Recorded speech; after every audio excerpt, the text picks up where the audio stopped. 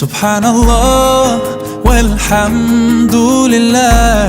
আল্লাহ রাব্বুল আলামিনের দরবারে লাখো কোটি শুকরিয়া আদায় করছি, যিনি আমাদেরকে হাজারো ব্যস্ততা, হাজারো সমস্যা, প্রতিকূল অবস্থা, সকল প্রকার রোগ বালাই থেকে হেফাজত করে সুস্থতার সঙ্গে, নিরাপত্তার সঙ্গে বিভিন্ন এলাকার বিভিন্ন পরিবারের হাজার হাজার মানুষ থেকে যাচাই বাছাই করে, মোহাব্বত করে, ভালোবেসে সপ্তাহীন দিনসমূহের মধ্যে সর্বোত্তম দিন জুমার দিনের সবচেয়ে গুরুত্বপূর্ণ ইবাদত জুমার নামাজ আদায়ের উদ্দেশ্যে দুনিয়ার মধ্যে সর্বোৎকৃষ্ট স্থান আল্লাহর ঘর মসজিদে আসার বসার, কোরআন ও হাদিস থেকে আলোচনা করা এবং শোনার মতো যিনি তৌফিক দান করলেন, সেই মহান রবের দরবারে আমরা সবাই দিল থেকে মন ভরে প্রাণ খুলে হৃদয়ের সবটুকুন ভালোবাসাকে উজাড় করে দিয়ে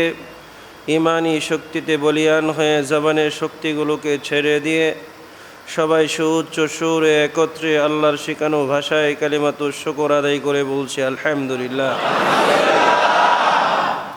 সম্মানিত হাজিরিন, আমরা ধারাবাহিকভাবে আমাদের হজ্জের আলোচনা চলতেছিল। হজ্জের আলোচনার পাশাপাশি যেহেতু হজের সাথে কোরবানি সম্পৃক্ত, সেই হিসাবে কোরবানির প্রসঙ্গ গত সপ্তাহে থেকে আলোচনা আসতেছে যে কোরবানির ইতিহাস কি, কেনই বা আমাদেরকে কোরবানি করতে হয়, এটা নিয়ে আমরা গত সপ্তাহে কিঞ্চিত আলোচনা করেছি। আলোচনার এক পর্যায়ে আল্লাহ রাব্বুল আলামিন তার দুইজন প্রিয় বান্দা, একজন হচ্ছেন ইব্রাহিম খলিলুল্লাহ, আরেকজন হচ্ছেন ইসমাইল যাবিহুল্লাহ, এই দুইজনের আলাপচারিতা এবং পিতার হাতে পুত্রের কুরবানির যে ইতিহাস স্বর্ণাক্ষরে লিপিবদ্ধ আছে, এটা নিয়ে আমরা কিঞ্চিত আলোচনা করেছিলাম। আমরা ইতিহাসে জেনেছি, আলোচনায় জেনেছি যে আল্লাহ রাব্বুল আলামিনের রসুল ইব্রাহিম আলাইহিস সালাম যখন তিনি বাবেল শহর, তিনি যে শহরে জন্মগ্রহণ করেছিলেন, সেই শহর থেকে তিনি যখন চলে যাচ্ছিলেন, সব কিছু ত্যাগ করে পৃথিবীর যা কিছু আছে, পিতা মাতা, ভাই বোন, আত্মীয় স্বজন, সম্পদ, ঘর বাড়ি, প্রভাব প্রতিপত্তি, সব কিছু তিনি ত্যাগ করে কোথায় চলে যাচ্ছিলেন? ইন্নী যাহিবুন ইলা রব্বি সায়াহদিন, যে আমি এইখান থেকে, আমি এই শহর থেকে, জন্মস্থান থেকে, জন্মভূমি থেকে চলে গেলাম, কোন দিকে যাব সেটা জানি না, তবে আল্লাহ তাআলা আমাকে খুব দ্রুত আমাকে সঠিক পথ দেখাবেন। সুবহানাল্লাহ। তিনি তো কোন দিকে চললেন, যে আমি কোন দিকে যাব, কারণ এইখানে সব হচ্ছে আল্লাহ তাআলার অবাধ্য, এখানে আল্লাহ তাআলার ইবাদত সঠিকভাবে করা যায় না, সুতরাং আমি এই শহর ছেড়ে চলে যাব। যখন তিনি শহর ছেড়ে তিনি বের হয়ে গেলেন, তখন আল্লাহ তাআলা তার উপর ওহী নাজিল করেন যে আপনি হিজরত করেন সিরিয়ায়। বস, সিরিয়ায় আমরা হিজরত শুনেছি, পথিমধ্যে তার বিবিকের ঘটনা আমরা শুনেছি। তারপর তিনি সিরিয়ায় বাইতুল মুকাদ্দাসের পাশে বসবাস করতে শুরু করলেন। দীর্ঘদিন বসবাসের পরে যখন কোনো সন্তান হয় না, তার বয়স যখন 80 ঊর্ধ্ব, 70 ঊর্ধ্ব যখন তার বয়স, তখন তিনি আল্লাহর কাছে দোয়া করেছিলেন, রব্বি হাবলি মিনাস সালিহিন, আপনি আমাকে নেককার সন্তান দেন। আমি যে কাজ করতেছি, যে আপনার রাস্তায় এত মেহনত, এত পরিশ্রম করতেছি, এই পরিশ্রমের পরে আমি আমার একজন সঙ্গী দরকার, আপনি আমাকে একজন নেককার সন্তান দেন, যে আমার কষ্টগুলো বুঝবে, আমাকে হেল্প করবে, বিভিন্ন কাজে সহযোগিতা করবে, এমন একজন সন্তান, নেককার সন্তান, জ্ঞানী গুণী সন্তান আমাকে দান করেন। তো ইব্রাহিম আলাইহিস সালাম এই দোয়া করার পরে আল্লাহ তাআলা কি করলেন? ফাবাশশারনাহু বিগুলামিন হালিম। সুবহানাল্লাহ। আল্লাহ তাআলা তাকে একজন নেককার, বুদ্ধিমান, বিচক্ষণশীল, ধৈর্যশীল একজন জ্ঞানী সন্তানের সুসংবাদ দান করলেন। সুবহানাল্লাহ। সন্তানের সুসংবাদ তো পাইলেন 70 ঊর্ধ্বে, সন্তান তো আর হয় না। সন্তান কি হয় না? সন্তান আর হয় না। 20টি বছর পেরিয়ে দিলেন সেই বাইতুল মুকাদ্দাসের পারে, কিন্তু তার সন্তান হচ্ছে না। আমরা গত সপ্তাহে বলেছিলাম যে সারা আলাইহিস সালাম বললেন যে এক কাজ করেন, আমি তো বন্দা হয়েই গেছি, আমার তো আর সন্তান হবেই না, তা আপনি আমার যে খাদেমা আছে হাজেরা, তাকে আমি ছোট বোনের মতোই দেখব, তাকে আপনি বিয়ে করেন। বিয়ে করে আল্লাহ তাআলা হয়তো আমার পেটে আপনার সন্তান দেন নাই, কিন্তু হাজেরার পেটে হয়তো আপনার সন্তান দিবে। সেই সন্তানের মুখ দেখে আমি এবং হাজেরা একই সাথে দুজন মিলে সারা জীবন কাটিয়ে দিব। সুবহানাল্লাহ। তখন হাজেরা আলাইহিস সালামের সাথে মিলিত হইলেন, সন্তানের যে সুসংবাদ সাথে সাথে সেটা কবুল হয়ে গেল, এবং আল্লাহ তাআলা হাজেরা আলাইহিস সালামের গর্ভে একজন বিচক্ষণশীল, জ্ঞানী, নেককার, দিনদার একজন সন্তানের সুসংবাদ দিলেন। সন্তান হইল। সন্তান হওয়ার পরে দুজন তো হয়ে গেছেন সতীন, তো পরস্পরের ভিতরে এক ধরনের, এটাকে বলা হয় হিংসাও বলা যায়, বা এক ধরনের পরস্পরের ভিতরে এক মন মালিন্যতা কাজ করা শুরু করলো। হাজেরা আলাইহিস সালামকে তিনি কোনোভাবেই সহ্য করতে পারতেছিলেন না। আর আল্লাহ তাআলারও ইচ্ছা ছিল যে হাজেরার মাধ্যমে আমি সেই আরব দেশগুলো যেটা আছে, আরব রাজ্য আমি কায়েম করব, আর সারা আলাইহিস সালামের মাধ্যমে সিরিয়া থেকে শুরু করে পশ্চিমা যে সমস্ত দেশ আছে এইগুলোকে আমি সারা পৃথিবীতে এইগুলোকে এই সারা আলাইহিস সালামের মাধ্যমে প্রতিষ্ঠা করব। তো আল্লাহ তাআলার যে ইচ্ছা সেই কাজ, হিজরতের নির্দেশ আসলো, দুজনকে রেখেই তিনি দুজনকে নিয়েই হিজরত শুরু করলেন। কোথায় যাবেন জানেন না। জিবরাইল আলাইহিস সালাম রাহবার, আর যাত্রী হচ্ছেন 3 জন, ইব্রাহিম আলাইহিস সালাম, তার বিবি এবং তার প্রাণপ্রিয় পুত্র ইসমাইল। বাস যাত্রা শুরু করলেন। চলতে চলতে বাইতুল্লাহর পাশে এসে, মক্কা নগরীতে এসে জমজমের পাড়ে বড় বৃক্ষের নিচে তাদেরকে রেখে বাস আল্লাহ তাআলা বললেন, আর কোনো তাকানো নেই, কোনো তাকানো নেই, কোনো কিছু নেই। আপনাকে যে নির্দেশ দেওয়া হয়েছে নির্দেশ অনুযায়ী কাজ করেন, আপনি রেখে সোজা চলে যান, কোনো কারণ দর্শানোর প্রয়োজন নাই। ইব্রাহিম আলাইহিস সালাম রেখে চলে যাচ্ছেন, বিবি তো বারবার জামা ধরে টানে, তিনি কোনো কথা বলেন না। সর্বশেষ বিবিও ছিলেন বিচক্ষণ, যে নবীরা অহেতুক কোনো কাজ করতে পারেন না। তিনি জিজ্ঞাসা করেছেন যে এটা কি আল্লাহ তাআলার নির্দেশ? তিনি বললেন হ্যাঁ, এটা আল্লাহ তাআলার নির্দেশ। সাথে সাথেই তিনি বললেন, তাহলে আপনি চলে যান নিশ্চিন্তে, আমাদের কোনো টেনশন নেই, আমাকে এবং আমার সন্তানকে আল্লাহ তাআলা ধ্বংস করবেন না। সুবহানাল্লাহ। দেখেন, আল্লাহর নির্দেশ পালন করতে গিয়ে কোনো ভয় নাই, অথচ আমরা আল্লাহর নির্দেশ পালন করতে গিয়ে কত ধরনের ভয় করি। যদি সুদ ছেড়ে দেই তাহলে খাবো কি? যদি সুদী ব্যাংকের চাকরি যদি ছেড়ে দেই তাহলে আমার পরিবার পরিজন চলবে কিভাবে? আল্লাহ তাআলা বলতেছে তুই ছেড়ে দে, আমি তোর রাস্তা বের করে দিব। আর বান্দা বলে আমি ছাড়লে খাবো কি? তো আল্লাহ বলে আমি যে দায়িত্ব আমি নিয়েছিলাম, তুই যেহেতু নিয়ে নিয়েছিস, যা, তোকে জিল্লতির জীবনী, তার বেইজ্জতির জীবন আমি তোকে দান করলাম। বলে নাউজুবিল্লাহ।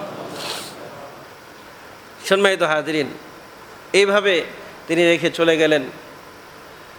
আর এদিক দিয়ে হাদিস শরীফের মধ্যে আসছে, ইতিহাসের কিতাবের মধ্যে আসছে, ইব্রাহিম আলাইহিস সালাম সন্তানকে দেখার জন্য বাইতুল মুকাদ্দাস থেকে সকালবেলা বুরাকে রওনা করতেন, মুহূর্তের মধ্যে মক্কায় চলে আসতেন, আবার তাদেরকে দেখে শুনে সন্ধ্যায় আবার বাইতুল মুকাদ্দাসে ফিরে যেতেন। সুবহানাল্লাহ। যাই হোক, এইভাবে যেতে যেতে সন্তানের বয়স যখন, অধিকাংশ রেওয়ায়াতে এসেছে বয়স যখন 13 বছর হয়েছে, ফালাম্মা বালাগা মাআহু সায়া, যখন তার সাথে টুকটাক কাজ করতে পারে, এই বয়সে যখন উপনীত হয়েছেন, 86 বছর বয়সে সন্তান, বাবার বয়স 13 বছরে আর কত হবে? 86 আর 13 99। কত? 99 বছর বয়সে বাবা স্বপ্নে দেখেন কি, ইন্নী আরা ফিল মানাম আন্নী আযবাহুক। চিন্তা করতে পারেন, বৃদ্ধ বয়সের একমাত্র লাঠি। আল্লাহ তাআলা পরীক্ষা তো নিয়েছেন, অগ্নি পরীক্ষা নিয়েছেন, 2 নম্বর পরীক্ষা নিলেন। একমাত্র সন্তান এতদিন পরে পেয়েছি। মানুষ তো 12-13 বছর পরে সন্তান পাইলে এরা সবসময় মাথায় নিয়ে ঘুরে যে আমার এটাই সন্তান, হ্যাঁ যা করে সব মেনে নেয়। তাহলে আল্লাহ রাব্বুল আলামিনের রাসূল ইব্রাহিম আলাইহিস সালাম ৮৬ বছর বয়সে যে সন্তান পেলেন, দীর্ঘদিন পরে, দীর্ঘ আশা প্রতীক্ষার পরে সেই যে সন্তান নিজের জীবনের চেয়ে বেশি প্রিয়, এই সন্তান রেখে গেলেন কোথায়? মরুভূমিতে, কোনো শহরে না। আবার সন্তানের যিনি জননী আছেন তিনিও জিজ্ঞান নাই যে এখানে কেউ নাই, হ্যাঁ তো এইখানে যে আমাদেরকে রেখে যাচ্ছেন আমি কালকে খাবো কি, এটাও জিজ্ঞান নাই। যেমন ছিলেন বাবা তেমন হচ্ছেন মা, তেমন সন্তান। সুবহানাল্লাহ। যখন সন্তানের বয়স 13, কোনো বর্ণনায় এসেছে 7 বছর হইল, জিলহজ মাসের 7ম তারিখ দিবাগত রাত্রে তিনি স্বপ্ন দেখলেন যে আল্লাহ তাআলা বলতেছেন, হে ইব্রাহিম তুমি তোমার সবচেয়ে প্রিয় বস্তুকে কোরবানি করো। সুবহানাল্লাহ। ইব্রাহিম আলাইহিস সালাম, দেখেন যে ইব্রাহিম আলাইহিস সালাম অগ্নি পরীক্ষার পরে খলিলুল্লাহ হয়েছেন, সন্তানকে বনবাসের পরে আল্লাহ তাআলার কাছে প্রিয় হয়েছেন। তো আল্লাহ তাআলা দেখতেছিলেন যে এই সন্তানের প্রতি ইব্রাহিমের মায়া কেমন জানি বেড়ে যাচ্ছে। আর কোনো প্রেমিক এটা পছন্দ করে না, যে কোনো প্রেমাস্পদ এটা পছন্দ করে না, কোনো প্রেমিকা এটা পছন্দ করে না যে প্রেমিক তার চেয়ে অন্য কাউকে বেশি ভালোবাসুক। ঠিক না বে ঠিক? আল্লাহ তাআলা প্রেমাস্পদ, ইব্রাহিম আলাইহিস সালাম হচ্ছেন প্রেমিক, তিনিও পছন্দ করেন না, আল্লাহ তাআলা পছন্দ করতেছিলেন না যে ইব্রাহিমের ভালোবাসা আমার চেয়ে বেশি অন্য কোনো সৃষ্টজীবের জন্য থাকুক। সুবহানাল্লাহ। তাই তিনি 7ম দিনে, জিলহজ মাসের 7ম দিন রাত্রে স্বপ্ন দেখাইলেন আপনি আপনার প্রিয় বস্তুকে কোরবানি করেন। প্রথম দিন 8ম দিনে তিনি করলেন, 100 উট কোরবানি করলেন। আবার 8ম দিন দিবাগত রাত্রে আবার তিনি স্বপ্ন দেখলেন যে আপনি আপনার প্রিয় বস্তুকে কোরবানি করেন। 9ম দিনে একই স্বপ্ন দেখলেন। স্বপ্ন দেখার পরে তিনি বুঝতে পারলেন যে দুনিয়ার কোনো সম্পদ তো আমার প্রিয় নয়, আমার সম্পদ, আমার সবচেয়ে প্রিয় সম্পদ তো হচ্ছে আমার সন্তান। সুবহানাল্লাহ। আসার পরে ইব্রাহিম আলাইহিস সালাম সর্বপ্রথম চিন্তা করলেন যে এই ব্যাপারে সন্তানের সাথে পরামর্শ করা দরকার। অথচ নবীদের স্বপ্নও হচ্ছে ওহী, স্বপ্নও হচ্ছে নবীদের এটা আদেশ। সুতরাং তিনি সন্তানের সাথে পরামর্শ করার কোনো প্রয়োজনই ছিল না।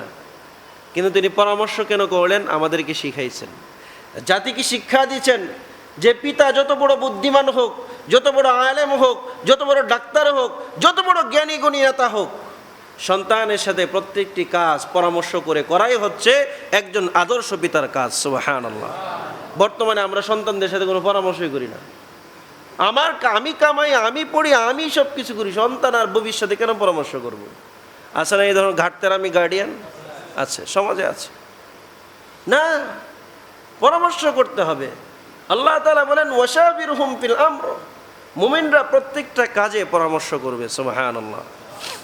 এজন্য ইব্রাহিম আলাইহিস সালাম সন্তানের সাথে পরামর্শ করলেন। কি পরামর্শ করলেন?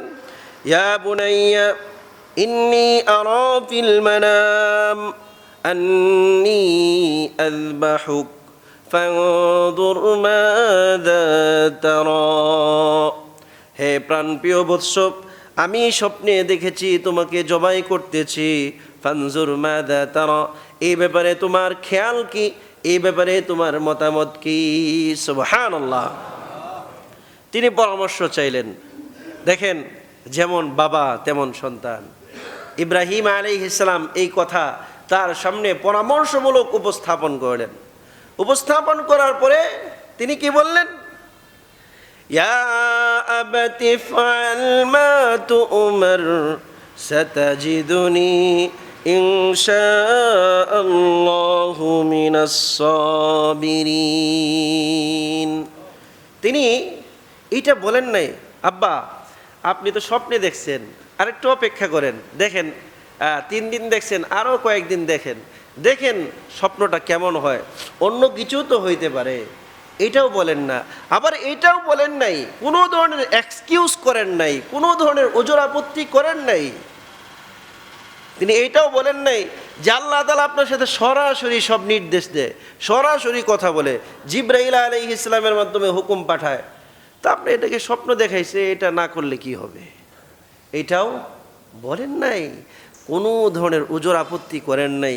তিনি সাথে সাথেই কি বললেন, ইয়া আবাতি ফাল মা তুমার, হে আমার প্রাণপ্রিয় পিতা, হে আমার শ্রদ্ধাশীল পিতা, আপনি আল্লাহ রব্বুল আলামিনের পক্ষ থেকে যে কাজে নির্দেশিত হয়েছেন, আপনি সেই নির্দেশনা, আপনি আপনার নির্দেশকে সঠিকভাবে পালন করুন। সুবহানাল্লাহ।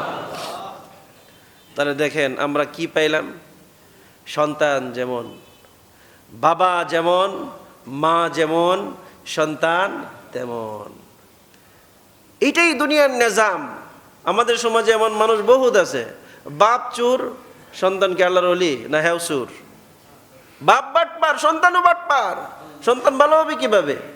সারা জীবন করছে বাটপারি, সিটারি, জমি দখল থেকে সব ধরনের দুর্নীতি করছে, আর এখন কয় হুজুর সন্তান নেককারের দোয়া করেন। হট মিয়া, কে সন্তানের নেককারের দোয়া করতো? সারা জীবন করছেন আটপারি, বাটপারি, লুচ্ছামি, সব কাম করছেন, আর এখন আপনি সন্তান নেককার হওয়ার কাজ করেন না? অনেক মানুষ এমন আছে, অনেক পোলাপান এমন আছে, বিয়ের আগে প্রেম টেম করে বিনাশ, বিয়ের সময় খুঁজে রাবিয়া বসরি। আরে বেটা, তুই রাবিয়া বসরি খুঁজলে তোর যদি ইচ্ছা থাকে, আগে তুই হাসান বসরি হ, তারপরে তুই রাবিয়া বসরি পাবি। কথা বলেন না কেন? তুই হঠাৎ করে রাবিয়া বসরি কই পাবা? সুতরাং আপনি অবশ্যই অবশ্যই আপনার সন্তানকে যদি সঠিক পথে, সঠিক জ্ঞানে যদি আলোকিত করতে চান, আগে আপনাকে সঠিকভাবে দুনিয়ার জীবন পালন করতে হবে। ঠিক না ঠিক? সন্তান নেককার হতে চাচ্ছেন, সুতরাং আপনিও নেককার হন, আপনার বিবিও নেককার হোক। দুজনে যখন নেককার হবেন, পিছনের জীবনে যা কিছু করছেন, এটা আমি উদাহরণ দিলাম, পিছনের জীবনে যা কিছু করছেন, একজন মা, একজন বাবা, সে যদি সব কিছু পরিপূর্ণরূপে তওবা করে তারা যদি ভালো হয়ে যায়, একনিষ্ঠভাবে যদি তারা সব কিছুই পরিত্যাগ করে আল্লাহ তাআলার দিকে ধাবিত হয়, হয়তোবা আল্লাহ তাআলা তাদের সন্তানকেও নেককার বানাবেন এবং তাদের ঘর থেকেও আল্লাহর ওলি জন্ম হবে। সুবহানাল্লাহ। এই জন্য সদা সর্বদা আমাদের চেষ্টা করতে হবে, সন্তান ভালো হবে। সন্তান ভালো হওয়ার পূর্ব শর্ত হচ্ছে সন্তানের মা বাবাকে ভালো হতে হবে, সন্তানের মা বাবাকে ভালো হতে হবে। দেখেন ইব্রাহিম আলাইহিস সালাম নবী, আর তার সন্তান ভাবি নবী, ভবিষ্যৎ নবী, কি উত্তর দিচ্ছে, বলতেছি ইয়া আবাতি ফাল মা তুমার, হে আমার বাবা, আপনাকে যে নির্দেশ দেওয়া হয়েছে আপনি আপনার নির্দেশ পালন করুন। সাতাজিদুনি ইনশাআল্লাহ মিনাস সাবিরিন। পৃথিবীর পরাকাষ্ঠে, পৃথিবীর ইতিহাসে যারা ধৈর্যের পরিচয় দিয়েছে, ওই ধৈর্যশীলদের মধ্যে আমাকেও একজন পাবেন। সুবহানাল্লাহ। এটা বলেন নাই যে সাতাজিদুনি ইনশাআল্লাহু সাবিরিন, এটা বলেন নাই। তিনি কি বলেছেন? মিনাস সাবিরিন। যারা ধৈর্যের পরীক্ষা দিয়েছে তাদের মধ্য থেকে আমি একজন নগণ্য থাকবো। সুবহানাল্লাহ। মিন শব্দ ব্যবহার করেছেন। এইখানে ইব্রাহিম আলাইহিস সালামের পুত্র ইসমাঈল আলাইহিস সালামের নমনীয়তা, ভদ্রতা, সহনশীলতা এবং তিনি যে নিজেকে আল্লাহ তাআলার দরবারে খুব ছোট মনে করেছেন, এই মিন শব্দ দ্বারা এটা বোঝা যায়। সুবহানাল্লাহ। তো ইব্রাহিম আলাইহিস সালাম পিতা পুত্র দুইজনেই সম্মতি হয়েছে। গত সপ্তাহে আমরা বলেছিলাম যে তারা মিনার দিকে রওনা হয়েছেন। কোনো কোনো বর্ণনায় এসেছে এই পরামর্শের মধ্যে হাজরা আলাইহিস সালামও ছিলেন, আবার কোনো কোনো বর্ণনায় এসেছে না, হাজরা আলাইহিস সালাম ছিলেন না। এই যে কথোপকথনটা, এটা কি বাড়িতে বসে হয়েছিল না রাস্তায় বসে হয়েছিল? কেউ কেউ বলেছেন রাস্তায় বসে হয়েছিল। যদি রাস্তায় বসে হয়ে থাকে তাহলে ইব্রাহিম আলাইহিস সালামের সম্পর্কে কিছু ঘটনা এসেছে। সেগুলো হচ্ছে ইব্রাহিম আলাইহিস সালাম আসলেন, আসার পরে সন্তানকে নিয়ে, বাস বাবা দীর্ঘদিন পরে আসছে, বাস সুতরাং সন্তানকে নিয়ে তো ঘুরতে বের হতেই পারে, কি বলেন? সন্তানকে নিয়ে তিনি ঘুরতে বেরিয়েছেন। ঘুরতে বের হওয়ার পরে তারা দুজন মিনার দিকে ছুটছেন। মিনা প্রান্তরের দিকে যখন যাচ্ছেন, এদিক দিয়ে শয়তান, চিরশত্রু মানুষের চিরশত্রু শয়তান, সে চিন্তা করলো সর্বনাশ, ইব্রাহিম আলাইহিস সালাম আজকে যে কাজ করতে যাচ্ছে, যদি আমি ইব্রাহিম আলাইহিস সালামের পরিবারকে আজকে পথভ্রষ্ট না করতে পারি, তাহলে ভবিষ্যতে তার বংশধরদেরকেও পথভ্রষ্ট করতে পারবো না। সুতরাং সে আদা জল খেয়ে মা হাজরা আলাইহিস সালামের কাছে গেছে। শয়তান মা হাজরা আলাইহিস সালামের কাছে গেলেন, যাওয়ার পরে বলতেছে, হে হাজরা, তুমি কি জানো তোমার স্বামী তোমার সন্তানকে কোথায় নিয়ে গিয়েছে? হাজরা আলাইহিস সালাম বললেন, তারা ঘুরতে গিয়েছে, জ্বালানি কাঠ সংগ্রহ করতে গিয়েছে। শয়তান বলল, না না না, তোমার স্বামী তোমার সন্তানকে জবাই করতে নিয়ে যাচ্ছে। হাজরা আলাইহিস সালাম হেসে বললেন, পৃথিবীর ইতিহাসে এমন কোনো ঘটনা কি পূর্বে ঘটেছে তুমি কি শুনেছ? কোনো পিতা তার সন্তানকে কুরবানি করেছে, জবাই করেছে? শয়তান বলতেছে, তুমি আমাকে বিশ্বাস করো, আল্লাহর শপথ করে বলছি, আজকে তুমি আর ইসমাইলকে দেখতে পাইবে না। তোমার স্বামী ইব্রাহিম ইসমাইলকে আজকে জবাই করে ফেলবে। হাজরা আলাইহিস সালাম বললেন, না, এটা কোনোদিন সম্ভব নয়, কারণ আমি আমার ইসমাইলকে যতটুকু ভালোবাসি তার চেয়ে অনেক গুণ বেশি ইব্রাহিম আলাইহিস সালাম আমার স্বামী আমার সন্তানকে ভালোবাসে। এই কথা বলার পরে শয়তান দেখতেছে কোনোভাবেই তাকে কাবু করা যায় না, সাথে সাথে বলে ফেললো, হে হাজরা, ইব্রাহিম আলাইহিস সালামকে আল্লাহ রাব্বুল আলামিন নির্দেশ দিয়েছেন তিনি যেন ইসমাইলকে তার রাস্তায় কুরবানি করেন। হাজরা আলাইহিস সালাম চিৎকার দিয়ে আনন্দে ভরে বলে ফেললেন, হে শয়তান, তুই দূর হয়ে যা, দূর হয়ে যা। আল্লাহ রাব্বুল আলামিন যদি আমার ইসমাইলকে তার রাহের জন্য, তার সন্তুষ্টির জন্য, কুরবানির জন্য কবুল করে থাকেন, তাহলে আমার একটি সন্তান ইসমাইল নয়, এমনও হাজারো ইসমাইল আল্লাহ রাব্বুল আলামিন যদি আমাকে দান করেন, আমি আমার প্রত্যেকটি সন্তানকে তার সন্তুষ্টির উদ্দেশ্যে তার রাস্তায় কুরবানি করে দিব। সুবহানাল্লাহ। মায়ের কাছে কোনো বার্তা পেলেন না। এদিক দিয়ে ইব্রাহিম আলাইহিস সালামের পিছনে পিছনে ইসমাইল আলাইহিস সালাম চলতেছিলেন। ইসমাইল আলাইহিস সালামকে কানে কানে গিয়ে বলতেছেন, হে বাচ্চা, তুমি কোথায় যাচ্ছ? বলতেছে, বাবা আজকে আমাকে ঘুরতে নিয়ে যাচ্ছে, কাল জ্বালানি কাঠ সংগ্রহ করার জন্য যাচ্ছি। ইসমাইল আলাইহিস সালামকে শয়তান বলতেছে, না না, তোমার বাবা আমিনা প্রান্তরে তোমাকে নিয়ে জবাই করবে। ইসমাইল আলাইহিস সালাম বললেন, না, এটা কোনোদিন সম্ভব না, কারণ পৃথিবীর ইতিহাসে তুমি কি কোনোদিন শুনেছ কোনো পিতা তার সন্তানকে কুরবানি করতে, কোনো পিতা তার সন্তানকে জবাই করতে? ইব্রাহিম আলাইহিস সালামের সন্তান ইসমাইল আলাইহিস সালাম শয়তানের সাথে তর্ক বিতর্ক যখন হচ্ছিল, শয়তান বলল যে তোমার পিতা মনে করেন যে আল্লাহ রাব্বুল আলামিন তোমাকে জবাই করার নির্দেশ দিয়েছেন। ইসমাইল আলাইহিস সালাম বলতেছেন, যদি এমনটি হয়ে থাকে তাহলে আল্লাহ রাব্বুল আলামিনের নির্দেশ পালন করতে আমি ইসমাইল আলাইহিস সালামের জানকে যদি আল্লাহ তাআলা কবুল করে থাকেন, তাহলে আমি ইসমাইল আলাইহিস সালাম আল্লাহর রাস্তায় কুরবানি হতে সদা সর্বদা প্রস্তুত আছি। সুবহানাল্লাহ। যখন মায়ের কাছে বার্তা পেল না, সন্তানের কাছেও বার্তা পেল না, ইব্রাহিম আলাইহিস সালামের কাছে গিয়ে বলতেছে, হে শায়েখ, হে বৃদ্ধা, হে সম্মানিত ব্যক্তি, আপনি কোথায় যাচ্ছেন? ইব্রাহিম আলাইহিস সালাম বললেন, মিনা প্রান্তরে যাচ্ছি। তিনি বললেন, আপনি সন্তানকে কেন কুরবানি করতে নিয়ে যাচ্ছেন? হে ইব্রাহিম, আল্লাহ রাব্বুল আলামিন আপনাকে তো নির্দেশ দেয় নাই, শয়তান আপনাকে রাতের বেলায় স্বপ্নে দেখিয়েছেন সন্তান কুরবানি করতে। সুতরাং আল্লাহর শপথ করে বলি, আমি আপনার শুভাকাঙ্ক্ষী, আমি আপনার হিতাকাঙ্ক্ষী, আপনি কখনোই শয়তানের প্ররোচনায় পা দিবেন না, আপনি আপনার সন্তানকে কুরবানি করবেন না। ইব্রাহিম আলাইহিস সালাম তো ছিলেন নবী, তিনি সাথে সাথেই বুঝলেন ইবলিস শয়তানি আজকে আমাকে ধোঁকা দিচ্ছে। সুতরাং তিনি ইবলিস শয়তানকে জামরায় ও কবায় বাবা পুত্র দুইজনে মিলে 60টি করে কঙ্কর নিক্ষেপ করলেন। দ্বিতীয়বার আবার জামরায় উস্তার মধ্যে তারা শয়তান তাদেরকে বাধা দিল, আবার তারা দুজনে মিলে 60টি করে 14টি পাথর নিক্ষেপ করলেন। তৃতীয় জায়গায় জামরায়ে আকাবা, যেটা জামরায়ে আকবার যেটা আছে, সর্বশেষ যে জামরা, ওই জামরার মধ্যে শয়তান আবার তাদেরকে বাধা দিল। বাধা দেওয়ার সাথে সাথে ইব্রাহিম এবং ইসমাইল আলাইহিস সালাম দুইজনে মিলে আবার 60টি এইভাবে 14টি পাথর নিক্ষেপ করে শয়তানকে বিতাড়িত করলেন। বলেন সুবহানাল্লাহ। এই যে পাথর নিক্ষেপ, কঙ্কর নিক্ষেপ, আল্লাহ রাব্বুল আলামিনের কাছে এত পছন্দ হয়েছে, এত পছন্দ হয়েছে, কিয়ামত পর্যন্ত সমস্ত হাজীদের জন্য আল্লাহ রাব্বুল আলামিন এই কঙ্কর নিক্ষেপের নির্দেশ দিয়েছেন। বলেন সুবহানাল্লাহ। একমাত্র একসাথে 3 দিন করতে হয়, আর কোনো আমল দুহরানো দ্বিতীয়বার করা লাগে না। এই জামরায়ে ওকবা, জামরায়ে উস্তা, এই যে 3 বার যে 3টি জায়গায় যে কঙ্কর নিক্ষেপ করা, এটা লাগাতার 3 দিন করতে হয়। একমাত্র আমল যেটা পুনরায় বারবার করতে হয়।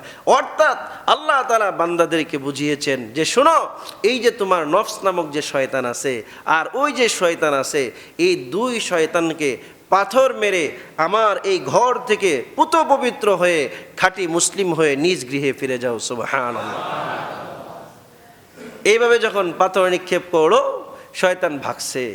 দুজনে মিলে মিনা প্রান্তরে চলে গেছে। মিনা প্রান্তরে যাওয়ার পরে কোনো বর্ণনায় এসেছে এই পরামর্শ চলতেছে। মিনা প্রান্তরে যাওয়ার পরে ইসমাঈল আলাইহিস সালাম তার পিতাকে বললেন, বাবা, আপনি আমার হাত পা সুন্দরভাবে বেঁধে দিন, যাতে করে আমি নড়াচড়া না করতে পারি। আর আপনার জামার আস্তির আপনি গুছিয়ে নিন, যাতে করে আমার রক্তের ছিটা আপনার গায়ের মধ্যে, কাপড়ের মধ্যে না লাগে। যদি আপনার কাপড়ের মধ্যে রক্তের ছিটা থাকে তাহলে আমার মা দেখে কষ্ট পাবে। আর আপনি আমার মাকে সালাম জানাবেন, পারলে আমার জামাটা সুন্দরভাবে আমার মায়ের কাছে পৌঁছে দিবেন। বলেন সুবহানাল্লাহ। এবং আপনি আপনার ছুরিকে সুন্দরভাবে ভালোভাবে ধার করে নিন, যাতে করে আমার কষ্ট কম হয়। কেননা মৃত্যু অত্যন্ত একটি কঠিন বিষয়, অত্যন্ত কঠিন বিষয়। ইব্রাহিম আলাইহিস সালাম কাঁদতে লাগলেন আর বলতে লাগলেন, হে আমার প্রাণপ্রিয় পুত্র, আল্লাহর হুকুম তামিলের ক্ষেত্রে, আল্লাহর হুকুম পালনের ক্ষেত্রে তুমি আমার উত্তম সহায়ক। বলেন সুবহানাল্লাহ। ইব্রাহিম আলাইহিস সালাম ইসমাঈল আলাইহিস সালামের কথা অনুযায়ী সব কিছুই করলেন। হাত পা বেঁধে ফেললেন, তার জামার আস্তিন গুটিয়ে নিলেন, ছুরি ভালো করে ধার দিয়ে নিলেন।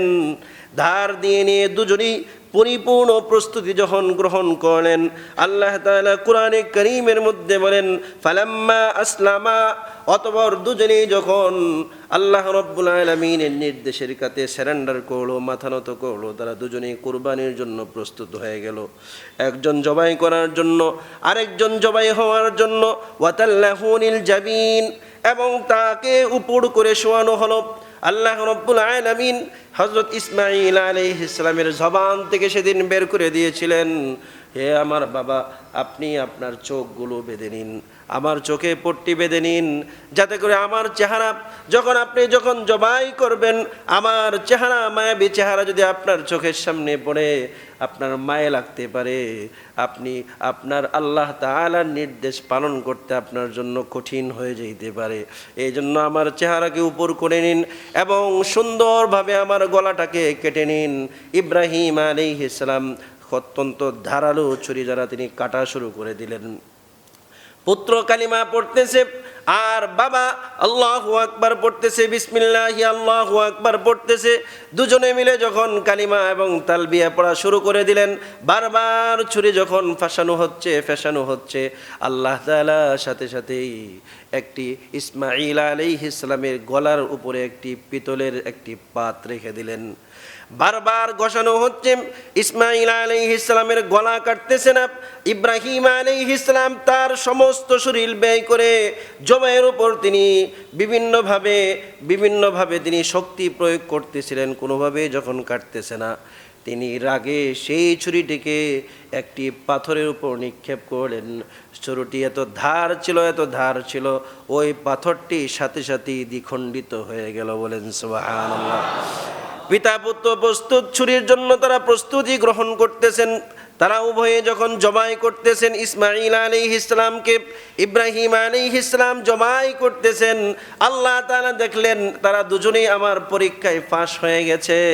আল্লাহ তাআলা সাথে সাথেই বলে ফেললেন, ওয়ানাদাইনাহু আইয়া ইব্রাহিম قد صدقت الرؤيا إنا كذلك نجزي المحسنين। আল্লাহ রাব্বুল আলামিন ডেকে বলতেছেন, হে ইব্রাহিম, আমি তোমার সন্তানের গোশত চাই না, রক্ত চাই না, কোনো কিছুই চাই না। আমি চাচ্ছিলাম যে তোমরা উভয়ে কুরবানির জন্য প্রস্তুত হয়ে যাও, আমার নির্দেশ পালনের জন্য প্রস্তুত হয়ে যাও।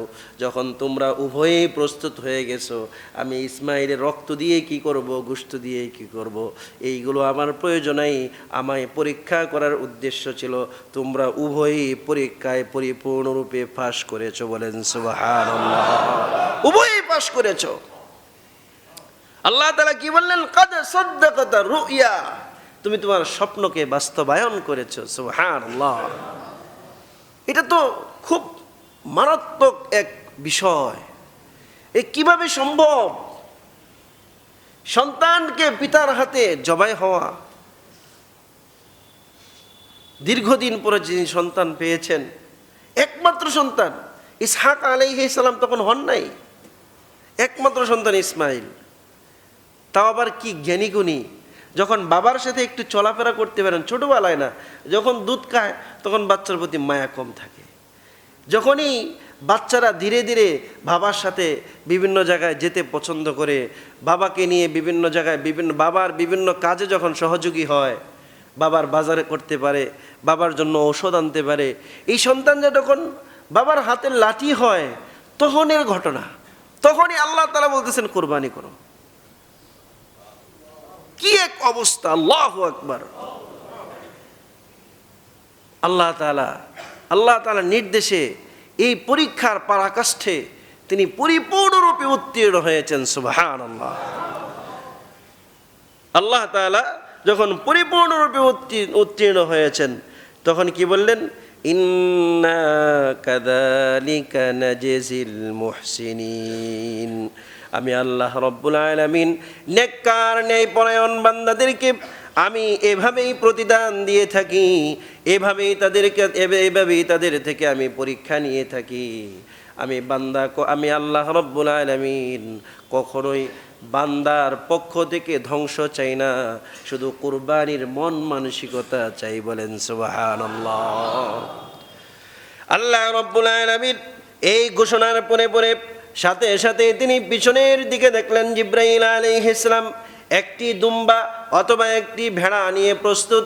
ওই ভেড়াটার শিংগুলো অনেক সুন্দর ছিল, ওই শিং একদম কাবা গৃহের মধ্যে দীর্ঘদিন পর্যন্ত লটকানো ছিল। অতঃপর ইব্রাহিম আলাইহিস সালাম সেই দুম্বা বা সেই ভেড়াটাকে নিয়ে তিনি নিচে রাখলেন।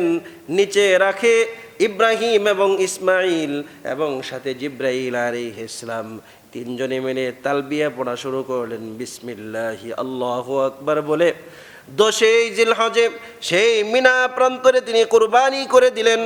আর ইব্রাহিম আলাইহিস সালামের সেই স্মৃতিকে ধরে রাখার জন্য, সেই আমলকে ধরে রাখার জন্য কিয়ামত পর্যন্ত সকল মুসলমানদের জন্য আল্লাহ রাব্বুল আলামিন এই কুরবানি নামক কাজটিকে, কুরবানি নামক নির্দেশকে সমস্ত মুসলমানদের জন্য ওয়াজিব করে দিলেন। বলেন সুবহানাল্লাহ।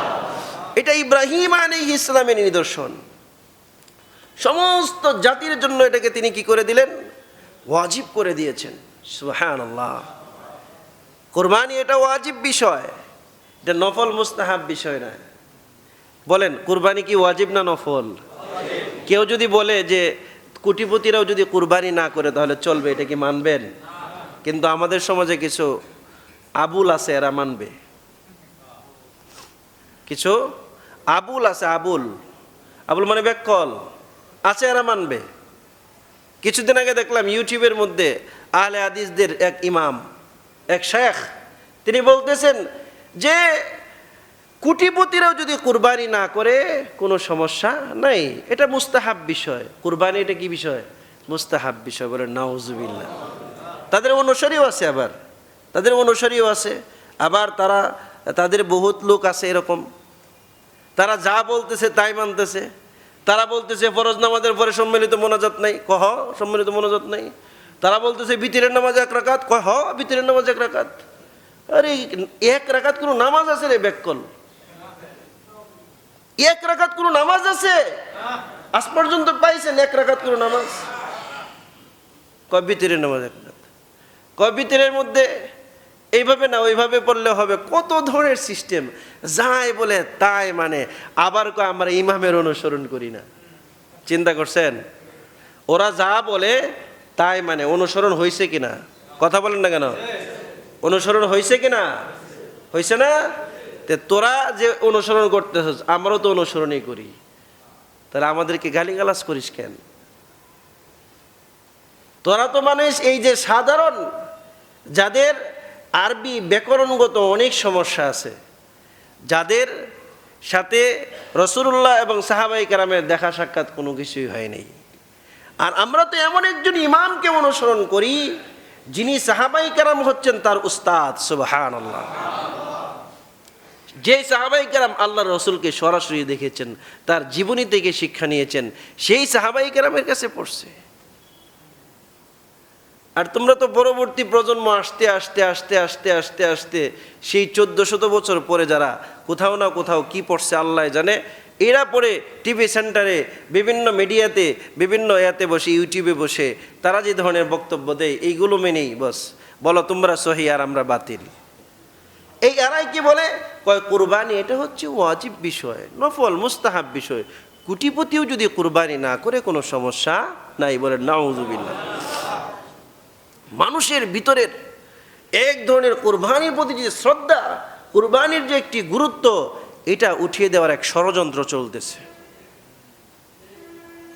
কুরবানি নামক এক বৃহৎ, এক বিশাল একটি আমল, যে মানুষ পায়ে পায়ে করে যে অর্থ তারা জমা করে, নিজের রক্ত একদম পানি করে যে অর্থ, হালাল অর্থ যারা উপার্জন করে সেটাকে জমা করে, সেই টাকাটা দিয়ে, সেই মায়ার টাকাটা দিয়ে একটা পশু কুরবানি করে আল্লাহ তাআলা সন্তুষ্টি অর্জনের যে একটি পদ্ধতি, এটাকে তারা মানুষের দিল থেকে, মানুষের অন্তর থেকে কুরবানির মাহাত্ম্য, কুরবানির গুরুত্ব, কুরবানির আজমত উঠিয়ে দেওয়ার এক ষড়যন্ত্রে তারা পায়তারার মধ্যে লিপ্ত হচ্ছে। বলে নাউজুবিল্লাহ।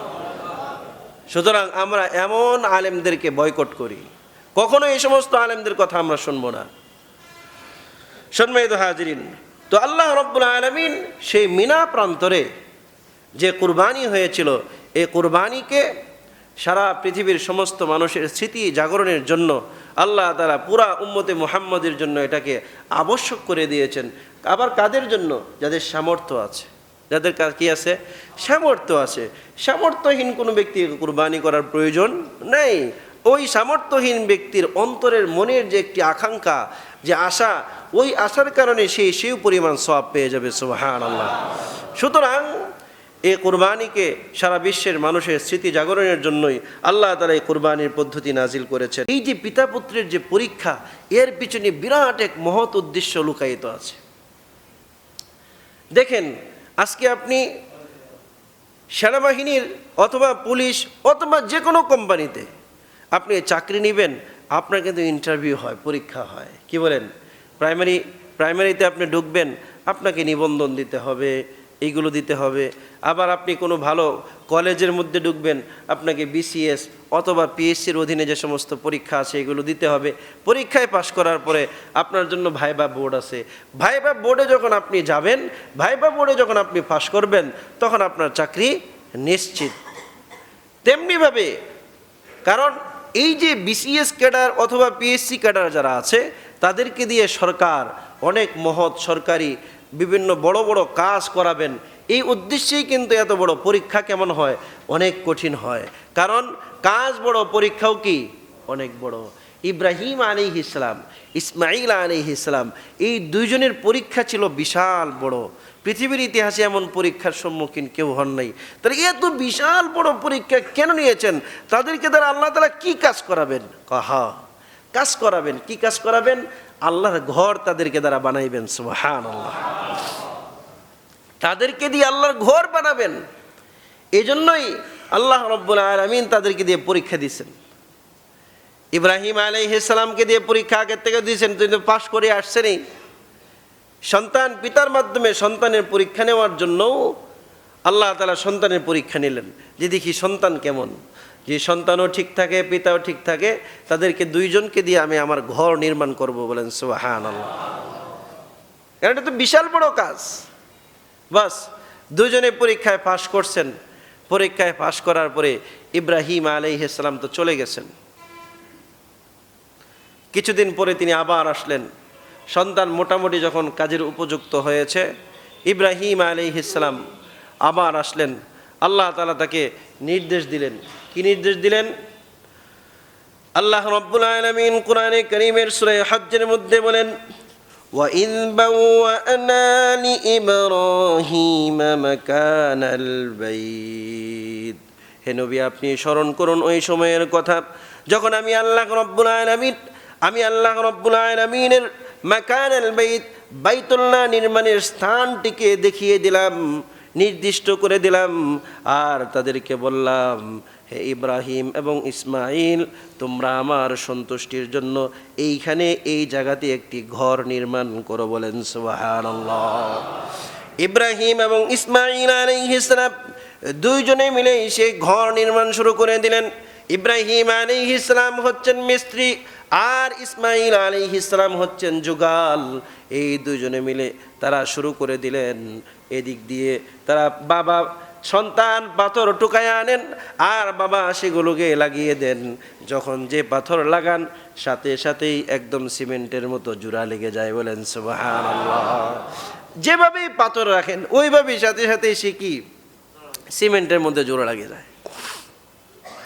এদিক দিয়ে যখন দেয়াল উঁচু হতে লাগলো, আল্লাহ রাব্বুল আলামিন জান্নাত থেকে একটি পাথর প্রেরণ করে দিলেন। ইসমাইল আলাইহিস সালামের মাধ্যমে সেই পাথরটিকে উঠিয়ে এনে তার বাবার পিছনে, তার বাবার পায়ের নিচের মধ্যে রেখে দিলেন। ওই পাথরটি লিফটের মতো কাজ করত। যখন পাথর উপরের দিকে ওঠানোর জন্য হইতো, তখন ওই পাথরটি সাথে সাথে উপরের দিকে উঠে যাইত। আবার যখন তিনি নিচের দিকে নামার মনস্থ করতেন, নিচের দিকে নামার জন্য তিনি ইচ্ছা করতেন, সাথে সাথেই সেই পাথরটি শূন্যের মধ্যে আবার নিচের দিকে নেমে যাইত। বলেন সুবহানাল্লাহ। ওই পাথরের মধ্যে দাঁড়িয়ে ইব্রাহিম আলাইহিস সালাম কাজ করতে করতে ওই পাথরের উপর ইব্রাহিম আলাইহিস সালামের পায়ের রেখা হয়ে গেছে। পায়ের সেই রেখাটাকে ধরে রাখার জন্য সারা বিশ্বের সমস্ত মুসলমানদেরকে তাদের জাতির পিতা ইব্রাহিম আলাইহিস সালামের সেই পায়ের রেখাকে দেখানোর জন্য আল্লাহ তাআলা সেই পাথরটিকে বাইতুল্লাহ মাকামে ইব্রাহিমের মধ্যে অবশ্যই সংরক্ষণ করে রেখেছেন। বলেন সুবহানাল্লাহ। যারা হজ্জে গিয়েছেন দেখেছেন, এটা পাথরের মধ্যে দাগ হয়ে গেছে। পাথরের মধ্যে দাগ হয়ে যাওয়া এটা সাধারণ কোনো ব্যাপার না। পাথরের মধ্যে দাগ হয়ে যাওয়া এটা কি মাটির মতো নরম নাকি? না, পাথরের মধ্যে দাগ ইব্রাহিম আলাইহিস সালামের স্মৃতিচারণের জন্য আল্লাহ তাআলা করেছেন। সুবহানাল্লাহ। বাস তাদের কাজ শেষ, বাইতুল্লাহর কাজ শেষ হয়ে গেছে। বাইতুল্লাহর কাজ শেষ হয়ে যাওয়ার পরে তিনি কি করছেন? আল্লাহ তাআলা সূরা বাকারার মধ্যে ইরশাদ করেন। আল্লাহ তাআলা সূরা বাকারার মধ্যে তাদের পিতা পুত্রের যে অবস্থা, এটা উম্মতের জন্য তিনি শিক্ষার জন্য তিনি বর্ণনা করেছেন। আল্লাহ রাব্বুল আলামিন সূরা বাকারার 127, 128, 129 নম্বর আয়াতের মধ্যে আল্লাহ রাব্বুল আলামিন বলেন, وَإِذْ يَرْفَعُ إِبْرَاهِيمُ الْقَوَاعِدَ مِنَ الْبَيْتِ وَإِسْمَاعِيلُ رَبَّنَا تَقَبَّلْ مِنَّا إِنَّكَ أَنْتَ السَّمِيعُ الْعَلِيمُ। হে নবী, আপনি স্মরণ করুন ওই সময়ের কথা যখন ইব্রাহিম আলাইহিস সালাম এবং ইসমাইল আলাইহিস সালাম বাইতুল্লাহকে প্রতিষ্ঠা করলেন। তখন আল্লাহর কাছে নির্মাণের কাজ যখন তিনি শেষ করলেন, তারা উভয়ে মিলে আল্লাহর কাছে দুহাত তুলে মোনাজাত করলেন, আল্লাহ, আপনি আমাদের এই নগণ্য কাজটাকে, আপনি নগণ্য মানুষ, আপনার বিরাট বড় কাজ করেছি, এই কাজটাকে আপনি আপনার জন্য কবুল করে নেন। বলেন সুবহানাল্লাহ। সুতরাং এই আয়াত থেকে বোঝা যায় যে কোনো নেক কাজের পরে দোয়া কবুল হয়। সুবহানাল্লাহ। জামাতে নামাজ পড়া নেক কাজ না বদ কাজ? জামাতের সাথে পরে দোয়া কবুল হয় কিনা? সম্মিলিত মোনাজাত করে দোয়া কবুল হবে না? দোয়া কবুল হয়। তো এইখানেও ইব্রাহিম আলাইহিস সালামের এই দোয়া থেকে বোঝা যায় প্রত্যেক নেক কাজ, যখনই আপনার কোনো কিছু করতে মন চাবে যে আমি আল্লাহর কাছে কিছু সাহায্য চাবো, 2 রাকাত নামাজ পড়েন। 2 রাকাত নামাজ যদি নাও পড়তে পারেন, সেই সময় যদি না থাকে, বস আপনি একজনকে 10টা টাকা দান করে দোয়া করেন, সেটাও একটি নেক কাজ।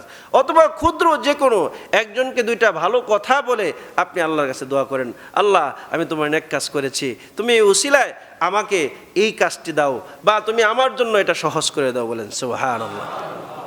শুধু এতটুকুই নয়, তারা বাইতুল্লাহ নির্মাণ করে নিজেদেরকে খুব বড় মনে করেছেন, এরকম না। তারা কি বলেছেন?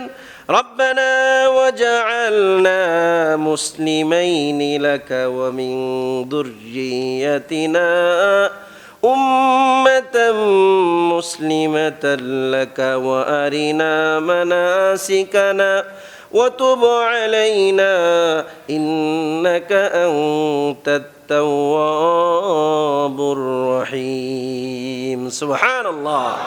তিনি বলতেছেন, আল্লাহ ওয়াজআলনা মুসলিমাইনি লাক, আমাদের 2জনকে আপনি মুসলমানদের অন্তর্ভুক্ত করুন। সুবহানাল্লাহ। আত্মসমর্পণকারীদের অন্তর্ভুক্ত করুন।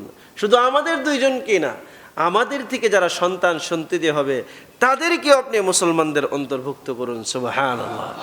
ওয়ারিনা মানাসিকানা, আমাদেরকে দেখান, আমাদেরকে শিখান আপনার হজ, আপনার বাইতুল্লাহর যত কাজ আছে, এই কাজগুলো আমরা কিভাবে করব, আপনার নেক কাজগুলো কিভাবে করব, এইগুলো আমাদেরকে দেখিয়ে দিন, এইগুলো আমাদেরকে শিখিয়ে দিন, বলেন সুবহানাল্লাহ। দেখেন, নেক কাজ শিখতে হয়, প্রত্যেকটা নেক কাজ কি করতে হয়? শিখতে হয়। এই জন্য হজ্জে যাওয়ার আগে হজ্জের কাজকর্ম শিখতে হবে। হজে যাওয়ার আগে হজের কাজকর্ম কি করতে হবে? শিখতে হবে। কারণ ইসমাইল এবং ইব্রাহিম আলাইহিস সালাম উভয় নবী, কিন্তু নবী হওয়ার পরেও ঘর প্রতিষ্ঠার পরে তারা আল্লাহর কাছে দোয়া চেয়েছেন, তাদের আল্লাহর কাছে সাহায্য চেয়েছেন, আল্লাহর কাছে বলেছেন, আল্লাহ আপনি আমাদেরকে শিখিয়ে দেন। এই যে দোয়া করেছেন, এই দোয়ার মাধ্যমে আমরা বুঝতে পারি যে আল্লাহ তাআলা বান্দাদের কাছ থেকে এইটাই চান, যে কোনো কাজ যখন তাদের সামনে আসবে ওই কাজের পদ্ধতি বান্দা আগে শিখবে, তারপর করবে, বলেন সুবহানাল্লাহ। সম্মানিত হাজিরিন, সময় শেষ হয়ে গেছে। আমরা আগামী সপ্তাহে ইনশাল্লাহ এই যে 3টি দোয়া তিনি করেছিলেন, তারা 2জন করেছিলেন, এই দোয়া থেকে আমাদের অনেক কিছু শিক্ষণীয় আছে। আমরা সেই শিক্ষণীয় বিষয়গুলো ধারাবাহিক আলোচনা করব। আল্লাহ তাআলা আমাদের সবাইকে হজ্জে মাবরুর করার তৌফিক দান করুক। পাশাপাশি আমাদের সামনে কুরবানি চলে এসেছে, কুরবানিকে যেন আল্লাহ তাআলা সঠিকভাবে করতে পারি, এবং আল্লাহ তাআলা যেন আমাদের কুরবানিগুলোকে কবুল করেন। সকলে বলে আমিন। ওয়া আখিরু দাওয়ানা আলহামদুলিল্লাহি রাব্বিল আলামিন। সম্মানিত হাজিরিন, প্রত্যেকে